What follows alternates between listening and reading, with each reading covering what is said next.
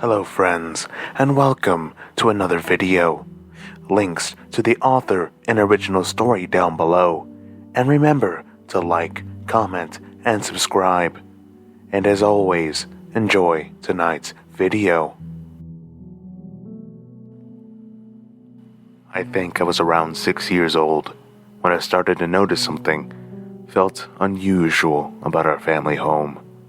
My parents told me we moved in when I was a baby, so it's been the only place I recall as being home, but it never quite felt right. I would go to friends' homes after school or at weekends for birthday parties, and the atmosphere just felt so different in comparison to when I was home. There hung an air of which I would describe as an oppressive malevolence in our home, but as a child, it felt like fear. And I remember trying to articulate this cloying, crushing, almost sinister presence to my parents all those years ago, but it was casually disregarded as an overstimulated child's imagination. As I grew older, I felt a greater sense of unease at home and found myself staying out with friends, doing whatever I could to prolong my time away from home. The feeling of anxiety and paranoia would rise back to the surface the closer I got to home. You see, it felt like I was being watched, like there was something in the home monitoring my every action. This wasn't, oh, my parents could walk in at any moment, teenager level of paranoia. No, there were hairs standing on end, goosebumps, fight or flight instincts kicking into overdrive, as if my body and mind were sounding the alarm to get out and run. But after searching every room on several occasions, there was never anything out of place. I continued to raise my concerns with my parents, but it fell on deaf ears. They chalked it up to me acting out as teenagers typically do.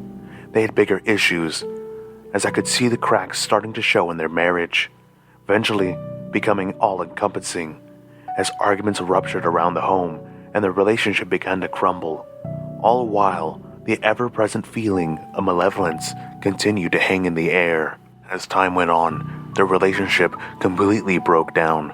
My mother had become a recluse, quit her job, and spent days locked away in the spare room, only emerging to get food, with barely an acknowledgement to mine or my father's existence. My father had become bitter and distant, a hollow shell of his former self, except for the infrequent outburst of emotion swaying from anger to desperate pleading whenever he and my mother crossed paths in the kitchen. The strange thing is during this time, the house felt almost normal. The dread and paranoia I'd felt before had almost disappeared, but had been replaced by the anguish that comes with being in the middle of a family falling apart. It didn't last long though, as my mother stopped emerging from the spare room entirely, and the silence in the house was frequently punctuated with the thunderous knocks of my father's fist on the spare room door, followed by his pleas for my mother to come out and eat. Then, the sorrowful sobbing of a broken man heading back to his room. I hated it. I hated being in the middle of it all and seeing the people I loved, my parents, my world, crumbling away. All the while I wasn't even pinging on their radar. I felt invisible. In such a short space of time, my father had become completely despondent, barely registering my presence despite my protests. My mother hadn't been seen for days, and he had stopped knocking on our door. I tried knocking myself, pleading with her to come out and eat, but was met with silence each time.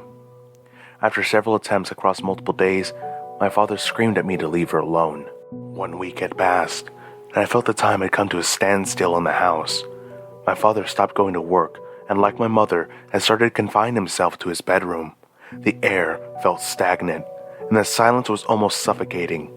I spent a lot of time out of the house seeking solace with my friends and their families, too ashamed to admit what was going on at home, diverting questions over lunch to other topics of conversation. I was not prepared for the 8th day. I woke up in the middle of the night, and immediately I felt it. The rising dread, the pervasive feeling of being watched. My throat tightened and my pulse began to quicken as the fear grasped my mind like an iron vice. I felt like I was 6 again, unable to convey and comprehend the internal terror I was going through, my fight and flight instincts screaming. I tried to force the feelings back down and put my pillow over my head, but my mind was racing, and the searching feeling that something sinister didn't want me to sleep was destroying any chance of me getting rest.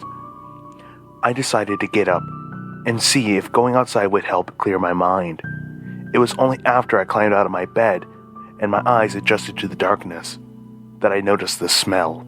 There was a rancid, foul stench in the air, like rotting food left out in the sun to fester in the heat. I accidentally took a breath, and the smell clung in my throat, causing me to cough and retch in disgust. I grabbed a nearby shirt and put it over my mouth and nose to act like a makeshift mask, but it had minimal effect against the invasive stench. I went into the hallway to see if I could figure out the source of the foul odor, and noticed the doors to both the spare room and my parents' room were open. I yelled my parents' names into the darkness, but was met with silence. So, I cautiously walked down the hallway to the spare room first to see if my mother was still there and simply was in a deep sleep. As I got closer to the room, my hair began to stand on end as the feeling of dread became more and more intense. I reached the doorway and peered into the dark and was hit with even more intense odor. Rotten food. No. Rotten flesh. I reached for the light switch, fumbling in the darkness to find it, half choking on the smell which was seeping through the makeshift mask. I managed to find the switch, and the room was bathed in light, illuminating the true horror before me. My mother, was in the wall. Her body had become fused with the wall of the house, contorted and crumpled as it was being slowly devoured. Her face, what remaining limbs could be seen protruding, were gaunt and pale.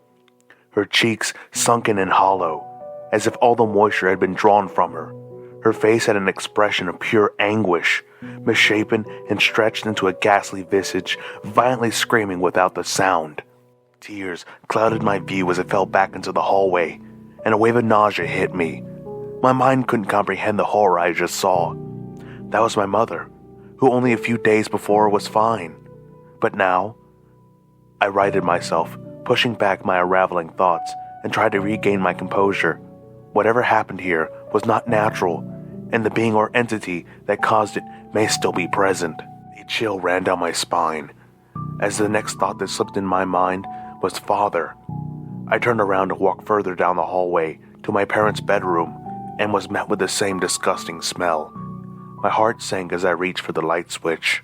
He was on the floor, but only half his body was visible, for anything below his waist was scattered in the walls. I looked up to the ceiling and saw viscera and rotten flesh poking out of the cracks above. What was once a magnolia room was covered in dark red and brown stains, with scraps of flesh and shards of bone poking out of the walls. His neck was craned at an inhuman angle, forcing his head to look towards the ceiling, and like my mother, he was holding an expression of pure, contorted agony. My mind was on the brink of collapse. I turned to leave the room, when I saw he had one outstretched arm, which appeared to be pointing to something on the floor. I looked over from the doorway, paralyzed with fear and unable to convince my body to move closer, but managed to make out what looked like a message scratched into the floor under his bloody fingernails. "Burn it all before it feeds."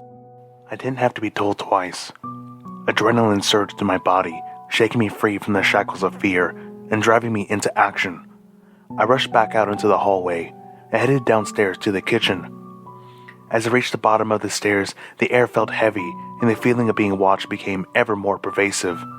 My heart was racing, and I could swear I could see the walls rippling and undulating, but each time my eyes tried to focus on a particular point, all I could see was darkness. It felt like whatever this entity was becoming aware of my plans, and as I reached my kitchen, my body started to slow down. I was feeling drained, both emotionally and physically, my mind crumpling under the stress and all I had seen, my body fighting back the waves of nausea and the cycles of adrenaline surging and dumping, causing my muscles to cramp. Through my addled mind, it was starting to make sense. Whatever this thing was, it influenced and fed on emotions, breaking people down to feed on them physically, and I was running out of energy and time. I took advantage of another wave of adrenaline and ran to the kitchen drawer, frantically fumbling in the dark until my hands clasped around a box of matches. I struck several matches, setting fire to the curtains above the kitchen sink. The flames began to slowly crawl up the curtains and spread to the nearby cabinets on the wall.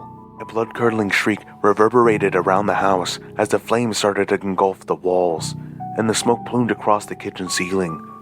The walls started to pulsate violently, and I could hear the foundations cracking and feel it rumbling beneath my feet. The shriek kicked my fight and flight instincts fully into flight, and I ran out of the kitchen into the main hallway towards the door. The walls shook more violently the closer I got to the door, and a mix of smoke and rancid, rotten flesh caught in my throat, making me almost vomit. But I managed to compose myself and reached the front door. My hand was on the handle when I heard a voice from behind me. "Where are you going, my love? It's late, and your father needs you." My mind nearly faltered, but I pushed the door open and ran outside to hear a scream of anger erupt from the house. Whatever this being was, it wanted me to stay and perish with it. But I ran down the street and didn't look back. My life as I knew it was over, and I had to start again somewhere new. After all, who would believe me if I told them what happened that night? I still get nightmares about what happened several years later. I looked online at local newspapers and was determined to be a horrible accident, a tragic house fire that killed a family of 3 with no suspected foul play. The emergency services who attended the scene couldn't recover all the bones of the bodies, but had chalked it up to the remains being scattered and buried in the debris as the house collapsed in the fire. The reason I wrote all of this is to serve as a warning. If you ever visit somewhere and you don't feel right, like something is watching you and your brain and body are screaming at you, telling you to run, listen before it's too late.